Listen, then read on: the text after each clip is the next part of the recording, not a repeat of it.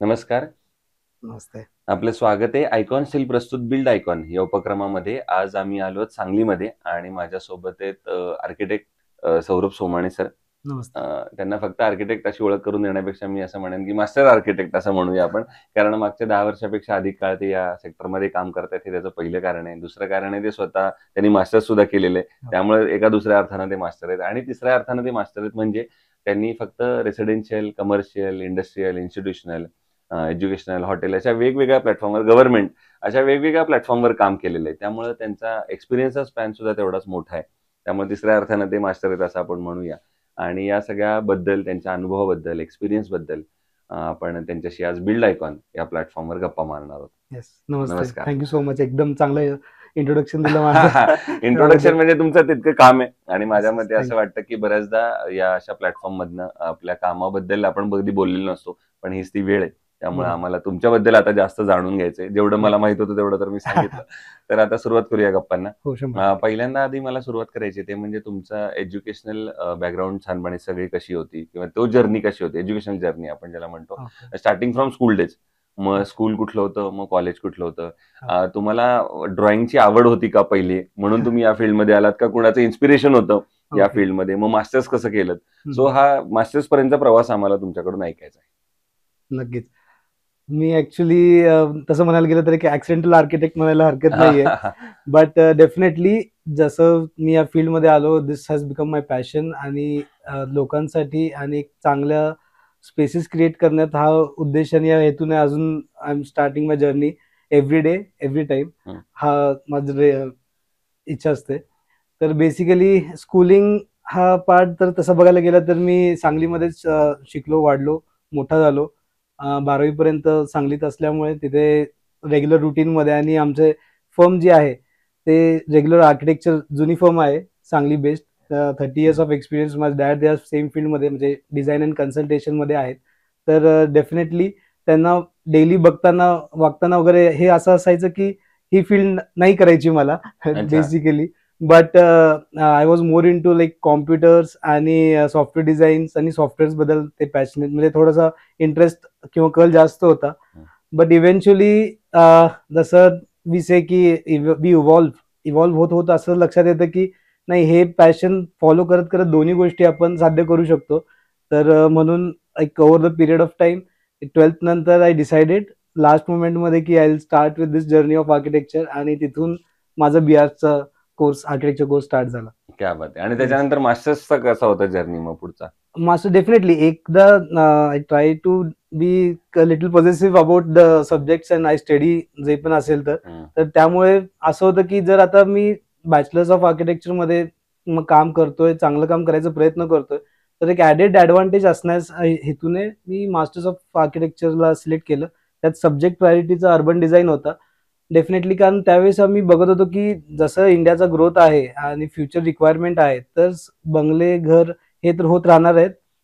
पण त्याच्या सराउंडिंग एरियाजना कसं डेव्हलप करता येईल, कसं कल्टिव्हेट करता येईल आणि त्यामध्ये मेजरली जे जे मूव्हमेंट करतात सिटीमध्ये, सराउंडिंगमध्ये, त्यांचे सेफ्टी, त्यांचं म्हणजे एक नेचर किंवा सिटीशी त्यांचं कोऑर्डिनेशन, इंटरॅक्शन हे पण एक महत्त्वाचं पार्ट असं मला फील होत होतं. अँड असं वाटत होतं की ते एक माझ्या आर्किटेक्चर, डिझायनिंग आणि ह्याच्यात एक ॲडिशनल ॲडव्हांटेज देईल. That's why selected masters in urban design. आणि ते मी बंगलोरमध्ये आर्वी कॉलेज ऑफ आर्किटेक्चरमध्ये केलं होतं कंप्लीट. त्यानंतर immediately I started and joined the firm which is already practising. वाह! Yes, thank you. मग हा जसा एक प्रवास आहे, तसा मला दुसरा प्रश्न असा विचारायचा आहे, की जेव्हा वडीलच या सेक्टरमध्ये होते, हो. तेव्हा त्याचं दडपण होतं काम करताना, प्रेशर होतं का त्यांची थोडी हेल्प होती? का कसं होतं फर्स्ट हे एक्सपिरियन्स? त्यांचं दडपण तर नक्कीच नव्हतं कुठल्याही बाबतीत किंवा ह्या फील्डला सिलेक्ट करण्यासाठी तर हं, नक्कीच. पण एक सेल्फ एक हे असतं की हं, आपण थोडंसं बेटर किंवा चांगलं कसं करता येईल आणि आपल्याला कसं अचीव्हमेंट्स मिळवता येईल ते त्यांनी हं. ऑलरेडी केलेले आहेत आणि त्यांच्यापेक्षा एक प्लस पॉइंट, एक वन स्टेप अहेड आपण कसं जाऊ शकतो. तर त्यासाठी नेहमी प्रयत्नशील असतो. नक्कीच आज नाही उद्या होईल किंवा maybe I will be striving till end की ते आपण करता यावं किंवा मी करेन असं त्या Exactly. बेसिसवरती. कारण ते ऑलरेडी एका स्टेप पर्यंत पोहोचलेले असतात हो हो आणि तिथपर्यंत तरचा मार्ग सोपा असतो, त्याच्या पुढे नक्की. तुम्हाला अजून तो रोड बनवायचा असतो. हो हो तर त्यामुळे हा प्रवास आहे. आता गायडन्स त्यांचा नक्कीच असतो. हम्म, अलॉंग विथ दॅट खरं त्यांच्यासोबत जे काम करणारी टीम होती किंवा ते सगळे जे कॉन्ट्रॅक्टर्स बाकी कन्सल्टंट्स असतील हम्म. त्यांनी सगळ्यांनी पण बराचसा सपोर्ट केला इनिशियल डेज पासून वेन आय वॉज स्टडिंग. तर त्यावेळेस पासून मला त्यांचा चांगला गायडन्स भेटतोय. त्यामुळे एक added advantage I can definitely say की जनरेशनल असल्यामुळे थोडंसं झालं. बट डेफिनेटली जे आता प्रोजेक्ट्स आम्ही करतोय किंवा हे तर most of the projects also directly come based upon my interaction with people, my design initiative or intentive की कसं असावं क्या या बात हिशोबाने. आहे. Yes. जसा हा एक जर्नी आहे, तसा आता नेक्स्ट जर्नी स्टार्ट होतो कुठल्याही आर्किटेक्टचा. तुमच्यासाठी तो थोडा सोपा असेल असं मी म्हणेन, कारण ऑलरेडी फर्म एस्टॅब्लिश होती, तुम्हाला फक्त जॉईन करायचं होतं. पण तरी सुद्धा फर्स्ट प्रोजेक्ट जो तुम्ही इंडिपेंडंट केलात, इंडिव्हिज्युअल केलात, हा. तर तो प्रोजेक्ट कसा होता, कुठला होता आणि तेव्हा काम करताना काय अडचणी आल्या, त्या प्रोजेक्ट बद्दल ऐकायचंय. तर फर्स्ट प्रोजेक्ट जो होता तो डेफिनेटली एक चॅलेंज होतं माझ्यासाठी कारण की डेफिनेटली सिव्हिलचं डिझाईन काम हे सगळं आम्ही लोकल लेवलमध्ये आमच्या ऑफिसमध्येच होत होतं. But most of the interiors आणि त्याचं फर्निचर जे घ्यायचं होतं ते आम्ही सोर्स करत होतो आउट ऑफ इंडियामधून. तर त्यासाठी आम्हाला जो एक स्मॉल 3 BHK बंगलो होता बिजापूरमध्ये. हम्म, हम्म. तर ते क्लायंट होते तेजपालजी गुप्ता. तर त्यांच्यासाठी आम्ही एक स्मॉल 3 पीपलसाठी एक आम्ही हाऊस डिझाईन करत होतो. तर त्यांना व्हेरी कन्व्हेन्शनल इंडियन स्टाईलमध्ये एक एक्सपेक्टेशन होतं. तर डेफिनेटली सिव्हिलमध्ये वी अचीव केलं. बट जेव्हा आपण इंटरनॅशनली लोकांबरोबर कोलॅबरेट करतो एखाद्या प्रोजेक्टसाठी, एखाद्या इंटिरियर डिझाईनसाठी, तर त्यांना रिक्वायरमेंट, त्यांचे चॅलेंजेस, ते कसं आम्ही आमच्या आउटफिटमध्ये बसवायचं, या सगळ्या गोष्टींचा एक डेफिनेटली एक चांगला एक्सपिरियन्स मला मिळाला त्यामध्ये. And yes that is completed successfully. वा वा. आता येऊया काही टेक्निकल प्रश्नांकडे त्यातल्या. ते म्हणजे तुम्ही जसं आता बँगलोरमध्ये शिकून आला, त्याच्यानंतर इथं सुरुवात केली, वडिलांनी ऑलरेडी काम केलेलं. हां. या सगळ्यानंतर तुम्ही या सगळ्यात एक कॉमन फॅक्टर बघितला असेल, तो म्हणजे लेबर. आणि त्या लेबरमध्ये सुद्धा या भागात जिथं आपण काम करतोय तिथं अनस्किल्ड लेबरचं पर्सेंटेज फार जास्त आहे. तर अशा अनस्किल्ड लेबर बरोबर काम करणं हे कितपत धोकादायक आहे असं तुम्हाला वाटतं? आणि तुम्ही कशी ती परिस्थिती सगळी हाताळता, कशी हँडल करता साईटवर? डेफिनेटली हा एक चॅलेंज आहे खूप मोठा. तर यामध्ये मेजर आहे की आपल्या भागात मेजर ऑफ द लेबर्स हे प्रॉपरली ट्रेनिंग किंवा त्यांना ट्रेनिंग नसतं. स्मॉल स्मॉल प्रोजेक्ट्स करून ते या मोठ्या प्रोजेक्ट्समध्ये हात घालतात. तर तिथे असं होतं की त्यांना सेफ्टी त्याचं किती इम्पॉर्टन्स आहे एखाद्या गोष्टीचं स्ट्रक्चरली किंवा overall to long life of the building. तर हे त्यांना त्याचं लक्षात येत नाही. तर we need a good team of engineers, architects की जे त्यांना ते ट्रेन करतील over the period of time along with the project. आणि त्यांचं स्किल नक्की ते स्लोली अँड ते डेव्हलप होऊ शकतं आणि होईल असं. But it is definitely a challenge आणि ते एक धोकादायक असू शकतं. असू शकतं, बरोबर आहे. दुसरं, तुम्ही आता मागच्या या 8-10 वर्षापासून हे फील्ड बघताय, स्वतः काम करताय. तुम्ही याच्यात एक बघितलं असेल, की जसं हे फील्ड बदलतंय, तसं यातली टेक्नॉलॉजी सुद्धा बदलते. हो. तर ह्या टेक्नॉलॉजीचा आता तुम्हाला रोजच्या ह्याच्यात कसा उपयोग होतो, फ्रॉम सॉफ्टवेअर साइडनं जास्त आणि ऑफकोर्स फ्रॉम मशिनरी साइड सुद्धा? येस. तर जसं मी सुरुवातीला म्हणलं I was passionate about computers and software. हं. तर माय मेन मतलब जे प्लस पॉईंट होतं ते हं. कॉम्प्युटर अँड सॉफ्टवेअर्स होतं. त्यामुळे I was Exactly. Very well versed with variety of architecture softwares आणि कॉम्प्युटर्स. तर त्याचं नॉलेज असल्यामुळे थोडंसं बेनिफिट फास्ट मध्ये प्रोजेक्टसाठी ड्रॉइंग प्रोव्हाइड करणं, प्रोजेक्ट कम्प्लिशनला आणणं किंवा ते कशा पद्धतीनं आपण प्रोजेक्ट स्ट्रीमलाईन करू शकतो, ऍक्टिव्हिटी एखादी स्ट्रीमलाईन करू शकतो. या सगळ्या गोष्टीसाठी व्हेरिड ऑफ सॉफ्टवेअर्स आहेत. डेफिनेटली त्यात सुद्धा आम्हाला चॅलेंज ॲज अ आर्किटेक्ट आम्हाला भरपूर चॅलेंजेस आलेले आहेत हं. की बऱ्याचशा कंपनीजनी मध्ये आर्किटेक्ट्सना वगैरे सगळं एक पर्टिक्युलर अंडर प्रेशर आणलं होतं हं. की परचेस करा software and all. So but definitely जसे इंडियन इन्स्टिट्यूट ऑफ आर्किटेक्ट्स आहेत, त्यांनी स्वतःच एक सॉफ्टवेअर तयार केलं आणि त्यांनी आर्किटेक्ट्सना ते एक चांगल्या पद्धतीनं प्रोव्हाइड एक लो कॉस्टमध्ये प्रोव्हिजन करून दिली. त्यामुळे most of them have benefited आणि they are same based principles आहेत. डिझाईन्स आणि सोल्युशन्स त्यातनं चांगले येतात आणि it's need of the time. क्या बात आहे. दुसरं, तुम्ही आता रेसिडेन्शियलमध्ये पण बरेचसे प्रोजेक्ट्स केलेलेच आहेत किंवा बाकी कमर्शियल केलं. तर या सगळ्यामध्ये कदाचित तुम्हाला एकदा ते वाक्य ऐकायला मिळालं असेल, की आमचं बजेट थोडं कमी आहे आणि एवढ्याच बजेटमध्ये आता थोडं करून द्या. सो बिंग एन आर्किटेक्ट तुम्हाला तर क्वालिटी मेंटेन करायची असते एव्हरी प्रोजेक्टमध्ये. सो क्वालिटी आणि बजेट या दोन्हीचं बॅलन्स आउट मग तुम्ही अशा वेळेला कसं करता? बजेटपेक्षा quality is very much important. एक रूम कमी बांधली तर मालकाला फरक नाही पडत, कारण क्वालिटी जर अचीव्ह नाही झाली तर लॉंग रन मध्ये तो नेहमी डिस्टर्ब असणार आहे आणि त्याला त्रास होत राहणार आहे.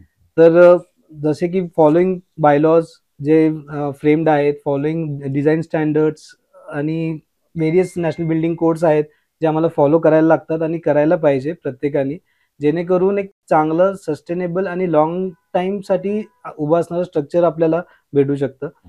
आणि बजेट हा कन्स्ट्रेंट आपण 100% कंट्रोल करू शकतो ज्यावेळेस नंबर ऑफ ऍक्टिव्हिटीज किंवा एखादं मटेरियल चांगल्या क्वालिटीचे पण थोड्या लोअर रेटला वगैरे भेटू शकतात, आणि ते फक्त मार्केटमध्ये तुम्ही रिसर्च करायला पाहिजे आणि ते नक्की भेटू शकतं मिळू तुम्हाला. शकतं. बरोबर Yes. आहे. पुढचं आहे, तुम्ही गव्हर्नमेंट प्रोजेक्ट्सवर पण काम केले. हो, हो. तर साधारणपणे ते कुठल्या टाईपचे होते आणि कसं होतं प्रोजेक्टचं स्वरूप त्या? ओके. तर बेसिकली मी गव्हर्नमेंट प्रोजेक्ट्स जे करतोय तर ते पोलीस हाऊसिंगसाठी स्पेसिफिकली आम्ही करतो. बाकी कुठल्या डिपार्टमेंटची अजून आम्ही काम नाही केलेलं. तर पोलीस हाऊसिंगचे आम्ही आता जवळपास 300 क्वार्टर्सच्या आसपास डिझाईन केलेले आहेत. आदर्श आणि पाईपलाईन आणि पोलीस स्टेशनचं आम्ही काम केलेलं आहे. तर 4 police stations and around 300 police quarters. तर त्यांचे स्टँडर्ड्स आणि त्यांचे जे काही गाईडलाईन्स आहेत ते फॉलो करून we try to achieve the requirement. आणि हे एक नक्की बघतो की जे एंड युजर असतील, की भले डिपार्टमेंटचे असतील, तर तिथे कुठे कॉम्प्रोमाइज करून चालणार नाही, कारण की they R depending on us आणि स्ट्रक्चरली अँड म्हणजे safety wise as well as in a way of experience of living. तर ह्या गोष्टीसाठी आम्ही नक्की प्रयत्नशील असतो की त्यांना एक चांगला उपयोग व्हावा त्या वस्तूचा, आणि एक चांगलं म्हणजे they could spend a good time in their, not the police station. Exactly. बरोबर. मी असं मला जोक आठवलं की पोलीस स्टेशन मध्ये जायला कधी कधी आपल्याला असं वाटतं की जेव्हा वाईट प्रसंग येतो तेव्हाच आपण जातो, पण तुम्ही तर स्वतःहून डिझायनिंग साठी गेलेलं, व्हर्च्युअल पोलीस स्टेशन मध्ये गेला असं म्हणूया आपण. त्यामुळे तो एक एक्सपिरियन्स वेगळा होता. आता दुसरा एक प्रश्न या सगळ्यापेक्षा वेगळा आहे, तो म्हणजे तुम्ही मास्टर्स केलंय अर्बन डिझाईन मध्ये, त्यामुळे या अँगलने हा प्रश्न आहे की सांगली जिल्ह्याच्या विकासाचं विजन, एक डेव्हलपमेंटचं विजन ॲज अन आर्किटेक्ट असं जर तुम्हाला विचारलं तर तुमच्या डोळ्यासमोर कुठले सेक्टर्स येतात, कुठले मुद्दे येतात ज्या पॉईंट्सवर आता काम करण्याची गरज आहे? जर आपल्याला सांगलीचं एक ओव्हरऑल डेव्हलपमेंट पुढच्या 10-15 वर्षात बघायचे असेल तर एक परफेक्ट अर्बन डिझायनिंगच्या अँगलने तुमच्या डोळ्यासमोर काय येतो प्लॅन? फर्स्टली अर्बन डिझाईन जर हा सब्जेक्ट अजून बघितलं इंडिव्हिज्युअली तर it's very much urban planning आणि आर्किटेक्चरचा एक मध्ये आहे, ज्यामध्ये urban design is related to the streets, people and their surrounding areas. तर सांगली नक्की एक ग्रोईंग अँड पोटेन्शियल सिटी आहे. इट हॅज इंडस्ट्रियल सेक्टर्स आहे, तिथे आता नवीन नवीन ऑफिसेस आणि म्हणजे बरेचसे IT पार्क सारखे पण प्रोजेक्ट्स होणार फ्युचरमध्ये होतील सुद्धा त्यामध्ये. तर इथे लोकांसाठी आपल्याला स्पेसिफिकली त्यांच्या हिशोबाने डिझाईन करताना ट्रॅफिक मॅनेजमेंट असू दे किंवा फुटपाथ्स असू दे, ह्या ज्या गोष्टी आहेत ज्या त्यांना एक चांगला garden area, garden play area चिल्ड्रनसाठी, या सगळ्या गोष्टींची आता खूप गरज आहे. अर्बन डिझाईन किंवा हा फक्त पार्ट सिटी डेव्हलपमेंटशी रिलेटेड नाही आहे, तर एक पर्सनली आणि सराउंडिंग डेव्हलपमेंटसाठी सुद्धा आहे. बिकॉज इट कॅन हेल्प की वुमन सेफ्टीसाठी सुद्धा हेल्प करू शकतं, चिल्ड्रन सेफ्टीसाठी सुद्धा हेल्प करू शकतं. कारण बरेचसे बघतो ग्राउंड ओपन असतात, मुलं खेळता खेळता एकदम रस्त्यावर येतात, किंवा इव्हन लेट नाईट्सला असं होतं की काही महिला बाहेर नाही पडू शकत. तर urban design can solve such solutions and I am waiting for an opportunity to get into this field. Definitely I don't know when, but नाही, नक्कीच येईल ते पण. आणि हे सगळं करताना मग गव्हर्नमेंट कडनं काय एक्सपेक्टेशन आहेत किंवा त्यांनी काय पावलं उचलली पाहिजेत असं तुम्हाला वाटतं? Government basically they have started smart missions आणि स्मार्ट सिटीज प्रोजेक्ट्स, बट त्यात एक नक्की पार्ट असा आहे की ते फ्रेमवर्क आणि डेव्हलपमेंट जे होते पॉलिसीसाठी, ही सगळी मोस्टली सेंट्रल लेवलला होते. That should come down to the regional level, local level, जिथे लोकल बॉडी सोबत कोऑर्डिनेट करून तिथले लोकल प्रॉब्लेम्स आणि लोकल सोल्युशन्स आपल्याला बघावे लागतील, की लोकांची इथे काय रिक्वायरमेंट आहे आणि त्यांना फ्युचरमध्ये काय अपेक्षित असणार आहे की आपण यातनं कसं मार्क काढू शकतो. तर डेफिनेटली गव्हर्नमेंट हॅज पोटेन्शियल आणि ते करू शकतात, बट इट्स टाइम की त्याला खूप वेळ लागतो. आणि there are cities like Hubli Dharwad असेल किंवा अहमदाबाद सिटी झाली, जिथे रिव्हरफ्रंट, नाशिक आता आहे इन द पाईपलाईन की to develop as a smart city. But they are like kind of fail, kind of success. तर थोडा पार्ट सक्सेस, थोडा पार्ट फेल असा आहे तो. पण मला असं वाटतं की तुमच्यासारखे यंग याच्यात आर्किटेक्ट आले पाहिजेत जास्तीत जास्त. सो ती जी फ्युचर सिटी आहे ती तुमच्या रूपात आम्हालाही बघायला आणि एक्सपिरियन्स करायला फार आवडेल. पुढचा एक अवघड तेही प्रश्न. एक चॅलेंज आहे, sorry to interrupt, Yes, but please. जसे की आम्ही यंग आर्किटेक्ट आपण म्हणतो ना, की ज्यांच्याकडे पोटेन्शियल आहे, एक नवीन थॉट, नवीन विचारणी आपण यात आणू शकतो. हम्म. तर काय होतं, की जनरली गव्हर्नमेंटचं गाईडलाईन जे असतात for appointment of an PMC or architect बरोबर. इज व्हेरी मच कन्स्ट्रेंट, आणि त्यांनी एक्सपिरियन्स मागतात. No one can get experience first hand, आणि ते या फील्डमध्ये येऊ शकतात असं. तर we need that development. Maybe that is a solution where teams करू शकतात, डिझाईन एक कॉम्पिटिशन्स करू शकतात, ज्यात त्यांना अपॉर्च्युनिटी मिळेल आणि त्यांनी एक चांगले प्रोजेक्ट मे बी लाईव्ह होतील किंवा चालू होऊ शकतात. यामध्ये कॉम्पिटिशन इज एक चांगला ऑप्शन आहे असं मला वाटतं, नक्की. की ज्याच्यात फेअर प्रॅक्टिस पण होईल. एक हो. चांगलं थ्रू कॉम्पिटिशन सुद्धा एक चांगले आर्किटेक्ट त्याच्यातनं आणि डिझाईन चांगलं मिळू नक्की. शकेल. कारण ultimately the best one is has to be select असं मला हो. वाटतं. त्यामुळे ते कुणाचंही असो, यंगचा असो, एक्सपिरियन्स असो, नक्कीच. पण जे बेस्ट असेल ते त्यातनं निवडलं जाईल. हो. पुढचा प्रश्न आता अवघड आहे असा वेगळा, की आता तुम्ही 100+ प्रोजेक्ट केलेले आहेत आतापर्यंत, तर त्यातला एकच प्रोजेक्ट अशी निवडण्याची वेळ आली की which is your iconic project, okay. तर तो कुठला सांगाल आणि त्याबद्दल काय सांगाल? So that will be definitely Konnur College, Konnur Institute. ते LRT मध्ये आहे. That is near Rapkavi, Karnataka. तर it is a college designed for 600 students with hostel facilities. ते PU कॉलेज म्हणजे अप टू 12th कॉलेज आहे तो. तर त्या ठिकाणी डिझाईन वॉज मेन चॅलेंज, कारण की आम्हाला वास्तूचे कर्नाटक साईडला खूप फॉलो करतात क्लायंट्स. वास्तूचा जो पार्ट आहे तो, तर वास्तू कंप्लायंट डिझाईन हा एक मला खूप मोठा चॅलेंज होता, आणि I was successful in convincing the client to select the design which will be beautiful as well as vastu compliant and as well as everlasting structurally also. तर त्यामुळे तो नक्कीच एक प्रोजेक्ट असेल. That is currently half build मध्ये कोविडमुळे, but they have started the institute. आता सध्या तिथे 1000 स्टुडंट्स रेसिडेन्शियल मध्ये राहत आहेत. आणखी क्लासरूम्स अराउंड 50 क्लासरूम्स आणि तिथे लॅबोरेटरीज रेडी आहे. क्या बात नाही. तो हा एक एज्युकेशनल प्रोजेक्ट ह्याच्यातला हो. होता. आणि असा एखादा प्रोजेक्ट जो करताना काहीतरी प्रॉब्लेम्स आले, अडचणी आल्या आणि त्या प्रॉब्लेमवर तुम्ही कसं सोल्युशन काढलं, त्या आव्हानावर कशी मात केली, तर असा एखादा प्रसंग ऐकायचा आहे. हा, तसं बघायला गेलं तर time is the only problem कुठल्याही प्रोजेक्ट मध्ये, की टाइम मध्ये timely project completion is a very much part. त्यामध्ये आपण कशा पद्धतीने एखादा प्रोजेक्ट टाइम मध्ये कम्प्लीट करू शकतो, तर तो एकच चॅलेंज असतो प्रत्येक प्रोजेक्टसाठी. पण त्याला सोल्युशन्स करणे आणि एक आउटपुट त्यातनं चांगलं यावं म्हणून कधी कधी काही कन्सिडरेशन्स लेट ऑफ करायला लागतात. बरोबर आहे. पण एक आर्किटेक्ट म्हणून मला वाटतं असं डिझाईन आता पुढचं पाहिजे 25 आवर्स वगैरे तुमच्याकडनं, म्हणजे टाइम हे प्रॉब्लेम राहणार नाही त्याच्यामध्ये. 24 आवर्सचे पण आपण पुढे असं काहीतरी जर जाता आलं, हो नक्कीच. इमेज तर मग टाइमली नक्कीच प्रोजेक्ट होतील डिलिव्हरी त्याची. बरोबर आहे. दुसरं, कन्स्ट्रक्शन मध्ये जेव्हा स्टील निवडण्याची वेळ येते तेव्हा तुम्ही काय पॅरामीटर्स बघता आणि मग ठरवता की हे स्टील चांगलं आहे आणि हे वापरलं पाहिजे? त्यासाठी मेजरली जसे आम्ही स्टँडर्ड्स आहेत, IS कोडने दिलेले स्टँडर्ड्स आहेत, ते आम्ही डेफिनेटली फॉलो करून स्टील सिलेक्शन्सला प्रेफरन्स देतो. त्यात मेजरली पार्ट असा असतो की जे IS कोड प्रमाणे डिझाईन्स असतात, त्यांना बेंडिंग त्यांचं टेन्शन जे असेल स्टीलचं, या सगळ्या गोष्टी चेक करून त्यांचे जे काही रिपोर्ट्स वगैरे असतात ते असेस करून, व्हेरीफाय करून, आणि we definitely thank the steel industry overall मध्ये, कारण की दे आर मतलब कुठेही कॉस्ट कटिंगसाठी they are not compromising with the quality of steel, but they are providing good infrastructure. त्याशिवाय चांगला डेव्हलप पण होणार नाही, आणि त्या इन्फ्रास्ट्रक्चरमुळे चांगलं स्टील पण नक्कीच डेव्हलप होतं. आणि दुसरं, आयकॉन स्टील तुम्ही कुठल्या प्रोजेक्टवर वापरलंय का आजपर्यंत? येस, 2 or 3 अपार्टमेंट प्रोजेक्ट्सला आयकॉन स्टीलचा यूज झालेला आहे आमच्या इथून. मोस्ट ऑफ द टाइम्स असं आहे की जो सिलेक्शनचा पार्ट असतो तो we keep with the client, because जसं तुम्ही म्हणलं की बजेट इज अ कन्स्ट्रेंट. जेव्हा क्लायंट स्वतः सिलेक्शन करतो तर बजेट त्याला कन्स्ट्रेंट वाटत नाही. तर we definitely keep it with the, but we try to introduce them with varied products, की कुठले कंपनीज कशा पद्धतीचं प्रोडक्ट देत आहेत आणि ते कशा पद्धतीनं प्रोजेक्टला बेनिफिशियल असेल, म्हणून आपण नक्कीच त्यांना रेकमेंड केलं होतं आणि त्यांनी सिलेक्ट केलं होतं. आणि आता लास्ट क्वेश्चन, म्हणजे या फील्डमध्ये जे तुमच्यासारखेच यंग आर्किटेक्ट येत आहेत, इंजिनियर्स येत आहेत, तर त्या तुमच्या मित्रांना, ज्युनियर्सना एक सिनियर म्हणून, एक एक्सपिरियन्स म्हणून, आर्किटेक्ट म्हणून काय सल्ला द्याल, काय सक्सेस फॉर्म्युला सांगाल? See, definitely I am not that great किंवा दॅट एक्सपिरियन्स टू गिव्ह असे चांगले सल्ले म्हणा, किंवा एक definitely, but practice by heart म्हणून सांगा. असं मित्र म्हणूनच, practice by heart, practice for people.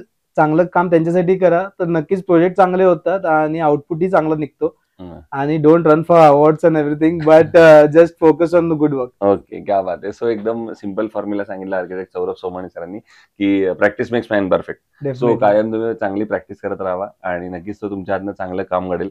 आणि फील्ड क्रिएटिव्ह आहे, त्यामुळे रोज तुम्हाला क्रिएटिव्ह पण राहणं गरजेचं आहे. प्रत्येक डिझाईन हे वेगळं असायला पाहिजे, सिमिलर असलं नाही पाहिजे. त्यामुळे चलो, थँक्यू पुन्हा एकदा की तुम्ही आलात आणि भविष्यात सुद्धा असेच आयकॉनिक प्रोजेक्ट तुमच्या हातून घडावेत याच आयकॉन स्टील तर्फे. नक्कीच आयकॉन स्टील तर्फे मनपूर्वक शुभेच्छा. Thank you so much. थँक्यू.